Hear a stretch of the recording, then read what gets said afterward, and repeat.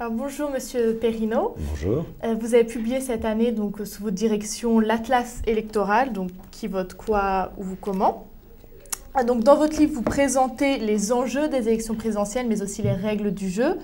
Vous décrivez les profils, donc avec la collaboration d'autres auteurs, vous décrivez les profils des différents électeurs, donc de l'extrême gauche à l'extrême droite. Première question, j'ai envie de vous demander qui a voté pour Nicolas Sarkozy en 2007 ? Alors, vous savez, quand on a un électorat comme Nicolas Sarkozy, plus de 53% des suffrages au second tour, on a forcément un électorat large et composite. Au fond, on peut distinguer trois strates dans l'électorat de Nicolas Sarkozy. On peut distinguer tout d'abord le patron électoral de toutes les droites. La force de Sarkozy, au premier tour, d'abord, plus de 31%, puis au second tour, c'est de s'être réinstallé pour la première fois depuis très longtemps au cœur du dispositif électoral des droites, en couvrant toute la surface politique qui va de la droite, et même d'anciens électeurs du Front National, jusqu'aux électeurs de l'UMP et de la droite classique, en passant par les électeurs de la droite libérale. Ça, c'est sa première force. La deuxième force, c'est sa capacité, entre les deux tours, à entamer et à capter toute une partie de l'électorat de François Bayrou, qui avait choisi donc l'ex-président de l'UDF au premier tour, et qui est un électorat de la tradition démocrate chrétienne.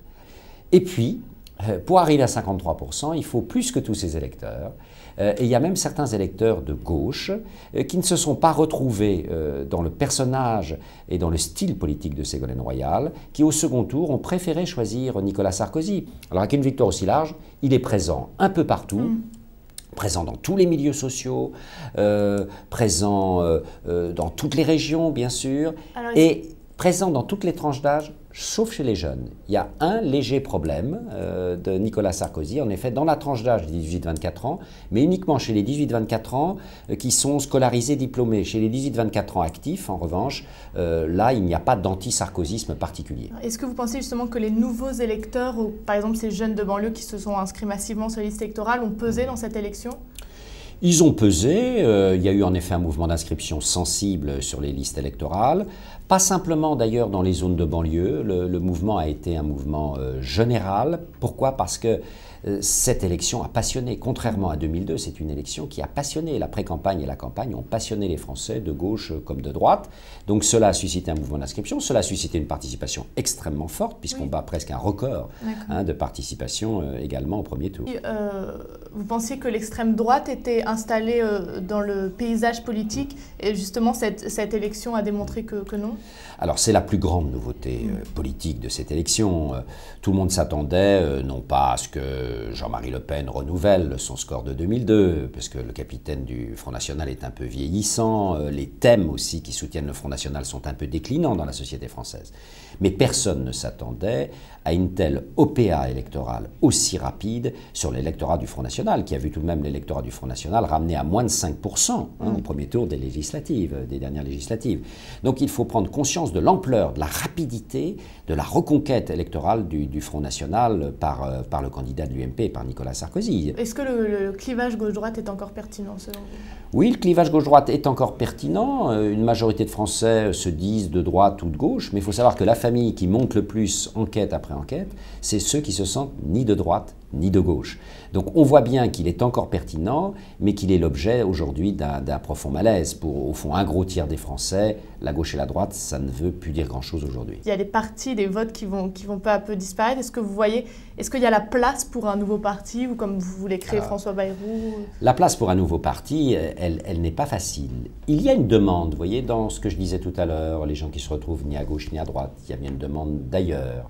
Des gens qui ont envie de faire de la politique un peu autrement, dans d'autres types d'organisations. Alors c'est un peu sur cette thématique qu'a joué François Bayrou, ça lui a beaucoup réussi lors du premier tour de l'élection présidentielle, mais vous avez vu que dès les législatives, il a connu un déclin qui était un déclin redoutable, et il ne se retrouve plus aujourd'hui qu'avec 3 députés à l'Assemblée nationale et une grande difficulté à peser dans le jeu politique. Pourquoi ? Parce qu'il ne suffit pas qu'il y ait une demande, il faut d'abord la crédibiliser, cette demande, il faut l'incarner. Peut-être que François Bayrou n'a pas su suffisamment l'incarner, la porter, l'organiser autour de thèmes organisateurs forts et visibles. Il n'a pas su inventer un nouveau type, peut-être, d'organisation d'organisation correspondant aux demandes des électeurs qui avaient pu le rejoindre au premier tour. Et puis, il y a le poids des institutions de la Ve République. Il y a le mode de scrutin majoritaire à 2 tours, il y a ce qu'on appelle la bipolarisation. Et c'est très difficile pour un parti, entre les deux môles que constitue le Parti socialiste d'un côté et l'UMP, c'est très difficile d'exister. C'est ce qu'a découvert François Bayrou. Il avait fait semblant de l'ignorer. La Ve République s'est rappelée à lui. Est-ce que vous avez des pronostics pour même si c'est dans longtemps, pour les futures élections présidentielles ou pour l'évolution Si vous voulez, cette élection montre que le centre de gravité, le tropisme de la France reste à droite.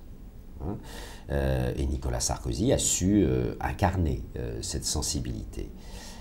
Par la stratégie d'ouverture qu'il a eue ensuite, il a semé au sein de la gauche un malaise qui était déjà fort.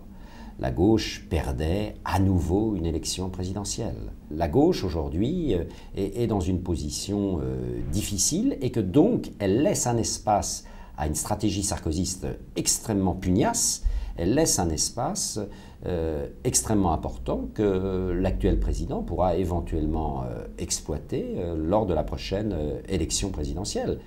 Très bien, je vous remercie bien.